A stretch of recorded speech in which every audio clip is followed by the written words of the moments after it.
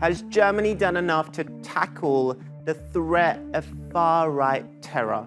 2 years ago, the country was shaken by one of its worst ever terror attacks.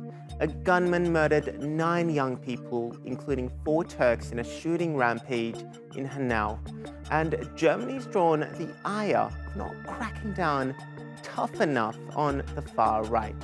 These are just the worst incidents. The German authorities are saying that there are somewhere around 1,000 incidents of right-wing violence every year. In other words, it's a daily occurrence. And that's only right-wing violence. If you then talk about right-wing crimes, such as support for forbidden organizations, such as the spraying of swastikas on tombstones, those kinds of things, then we are talking about close to, well over 10,000 incidents a year. One of the most shocking revelations at the time was that the right-wing gunman was known to police since 2002.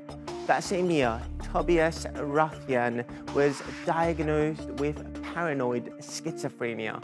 He often sent letters to authorities sharing his racist and hateful views. But despite this, no action was taken. He was even allowed to own guns.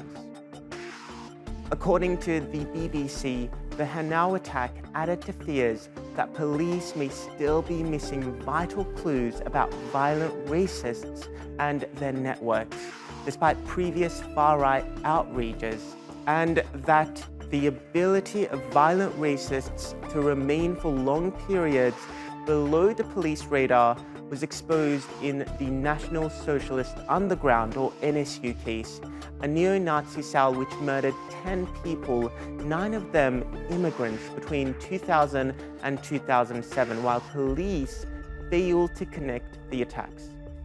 During the NSU case, authorities said they first suspected that the killings were the outcome of personal vendettas, or the work of gangs. It wasn't until 2011, after a DVD was mailed to authorities claiming responsibility, that investigators said the killings were linked and the work of the National Socialist Underground. And it's raised questions about the role of German authorities in the investigation. In the 1990s, Uwe Mundlos, Uwe Bernhard, and Beate Zschäper were known to the authorities as neo-Nazis. Many believe the fugitives could easily have been traced, as the authorities found not only bombs but also an address list.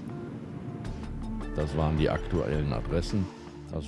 They were up-to-date addresses, many in Chemnitz in particular, where the 3 initially sought refuge. It's inexplicable. A list like that would be like winning the lottery for any investigator. But despite the involvement of the federal police, this piece of evidence was never used. It's been revealed in court that in 2006, police reported the same gun was used in all the killings, so investigators should have been able to link them. Stefan Kramer is the director of Thuringia's domestic intelligence service. He says some German intelligence officials overlook criminal cases related to far-right organizations. Right-wing terrorism and extremism is much danger, in a much more dangerous stage right now than any other case. And so I'm saying, I'm sometimes tired of trying to get some of my colleagues, especially on the federal level, and others, to look into these matters. A lot of people that were already present as right-wing extremists during the NSU times still out there, still doing what they've always been doing. In 2018, head of Germany's domestic intelligence agency, Hans-Georg Maassen, was forced into retirement after he defended a far-right demonstration in the city of Chemnitz. And it was also alleged that for several years, Maassen abused his powers to protect and promote far-right extremists.